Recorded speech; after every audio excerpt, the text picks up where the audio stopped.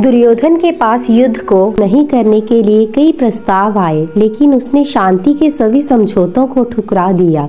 युद्ध तय होने के बाद भी उस पर युद्ध नहीं करके पांडवों से समझौते करने के प्रस्ताव थे।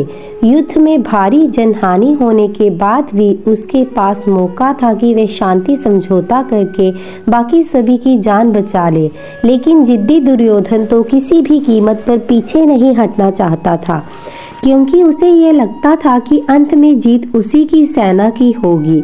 लेकिन जब ऐसा नहीं हो पाया तो अंत में उसने श्री कृष्ण को 3 उंगलियां दिखाकर कुछ कहना चाहा।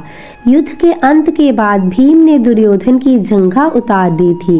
वह खून से लथपथ होकर रणभूमि पर गिर पड़ा था। बस कुछ ही समय में दम तोड़ने वाला था, लेकिन भूमि पर गिरे हुए ही उसने श्री कृष्ण की ओर देखते हुए अपने हाथ की 3 उंगलियों को बार बार उठाकर कुछ बताने का प्रयास किया। पीड़ा के कारण उसके मुंह से आवाज धीमी धीमी ही निकल रही थी। ऐसे में श्री कृष्ण उसके पास गए और कहने लगे कि क्या तुम कुछ कहना चाहते हो। तब उसने कहा कि उसने महाभारत के युद्ध के दौरान 3 गलतियां की हैं। इन्हीं गलतियों के कारण वह युद्ध नहीं जीत सका और उसका ये हाल हुआ है। यदि वह पहले ही इन गलतियों को पहचान लेता तो आज जीत का ताज उसके सिर पर होता। कृष्ण ने सहजता से दुर्योधन से उसकी उन 3 गलतियों के बारे में पूछा तो उसने बताया कि पहली गलती यह थी कि उसने स्वयं नारायण के स्थान पर उनकी नारायणी सेना को चुना। यदि नारायण युद्ध में कौरवों के पक्ष में होते तो आज परिणाम कुछ और ही होता।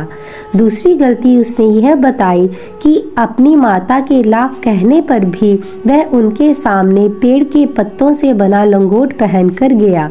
यदि वह नग्न अवस्था में जाता तो आज उसे कोई भी योद्धा परास्त नहीं कर सकता था। तीसरी और अंतिम गलती उसने की थी वो ये थी कि युद्ध में आखिर में जाने की भूल। यदि वह पहले ही जाता तो कई बातों को समझ सकता था और शायद उसके भाई और मित्रों की जान बच जाती। श्री कृष्ण ने विनम्रता से दुर्योधन की ये सारी बात सुनी। फिर उन्होंने उससे कहा, तुम्हारी हार का मुख्य कारण तुम्हारा अधर्मी व्यवहार और अपनी ही कुलवधू का वस्त्र हरण करवाना था।